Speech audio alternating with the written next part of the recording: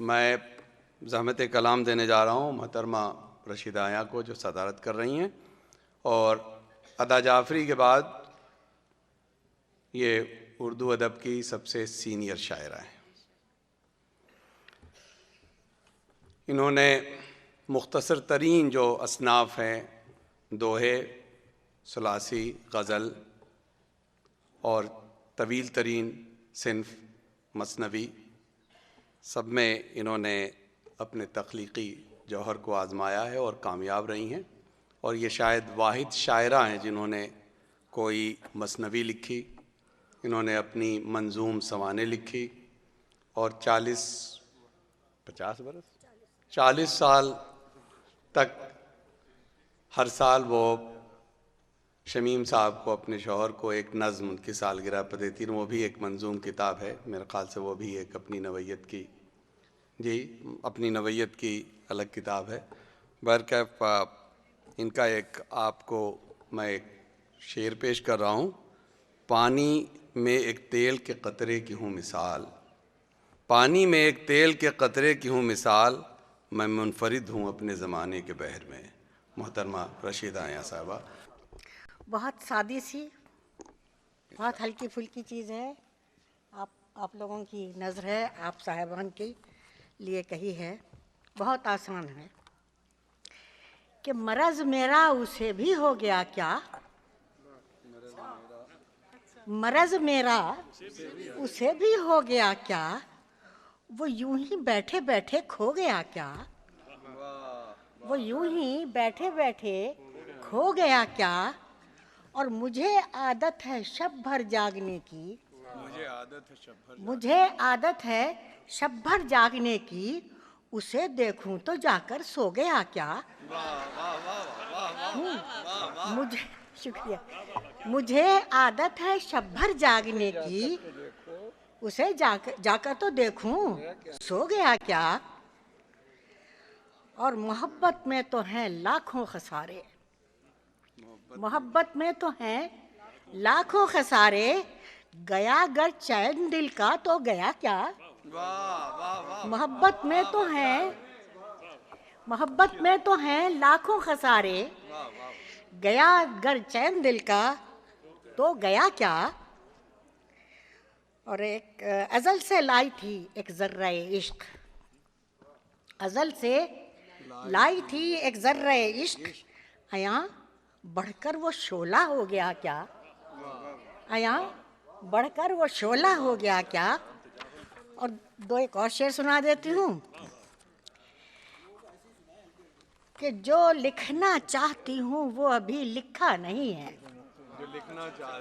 جو لکھنا چاہتی ہوں وہ ابھی لکھا نہیں ہے، اسی باعث قلم میں نے ابھی رکھا نہیں ہے،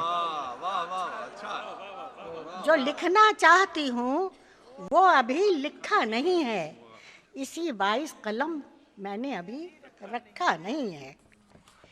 یہ کیا کم ہے اندھیرے راستے روشن کیے ہیں، یہ کیا کم ہے اندھیرے راستے روشن کیے ہیں، اگر محراب و منبر پر دیا رکھا نہیں ہے، اگر محراب و منبر پر دیا رکھا نہیں ہے۔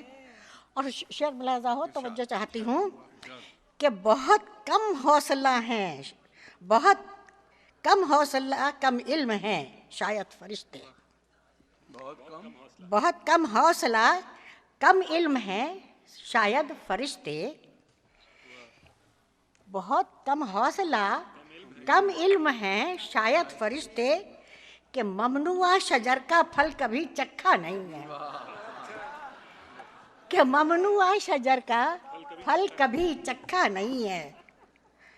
اور آپ سے توجہ چاہوں گی کہ بیاض عالم امکان اٹھا کر دیکھ لیجئے، میں اپنے بزرگوں سے توجہ چاہتی ہوں کہ بیاض عالم امکان اٹھا کر دیکھ لیجئے، سوائے حرف کن کے اور کچھ لکھا نہیں ہے، سوائے حرف کن کے اور کچھ لکھا نہیں ہے، اور تمام عالم عیاں اس کی بیاضوں کے ورق ہیں، تمام عالم عیاں اس کی بیاضوں کے ورق ہیں، وہ گوشہ کون سا ہے جس پہ کچھ لکھا نہیں ہے؟ وہ گوشہ کون سا ہے جس پہ کچھ لکھا نہیں ہے؟ چونکہ وقت کم ہے اس لیے میں آپ لوگوں کو زیادہ زحمت نہیں دوں گی. ایک نظم چھوٹی سی ہے، اگر آپ کی اجازت ہو تو سنا دوں کہ یہاں ہم سبھی اپنے دور کے ایسے مویشی ہیں.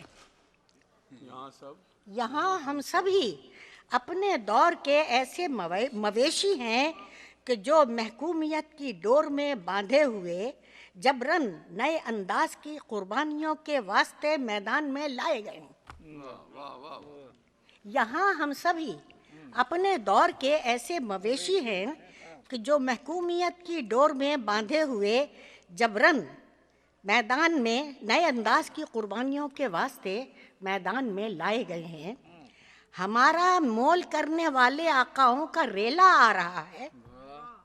ہمارا مول کرنے والے آقاؤں کا ریلا آ رہا ہے. ایک آقائے حقیقی کی تو ہم آقائیت کا بوجھ سہنے کے لیے تیار ہیں.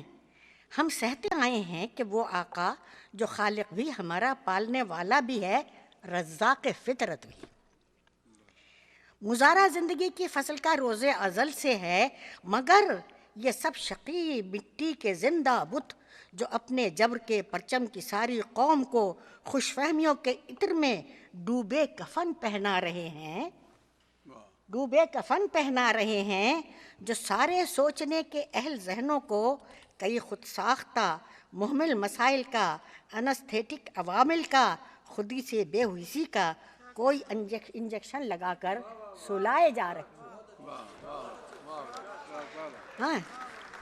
کہ جو سارے سوچنے کے اہل ذہنوں کو کئی خود ساختہ مہمل مسائل کا، انستھیٹک عوامل کا، خودی سے بے حسی کا کوئی انجیکشن لگا کر سلائے جا رہے ہیں.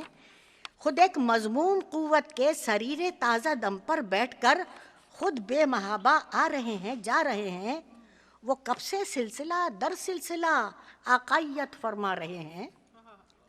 خدایا الحذر ان سے، خدایا الحذر ان سے کہ نسلاً بعد نسلاً تابہ کے ہم شرف انسانیت و آزادی احساس کو مجروح کرتے جائیں. کب تک شرف انسانیت و آزادی احساس کو مجروح کرتے جائیں؟ اپنی فکر کی ان گوتمی روحوں کو آخر زہر دیتے جائیں، قبروں میں اتارے جائیں. کب تک؟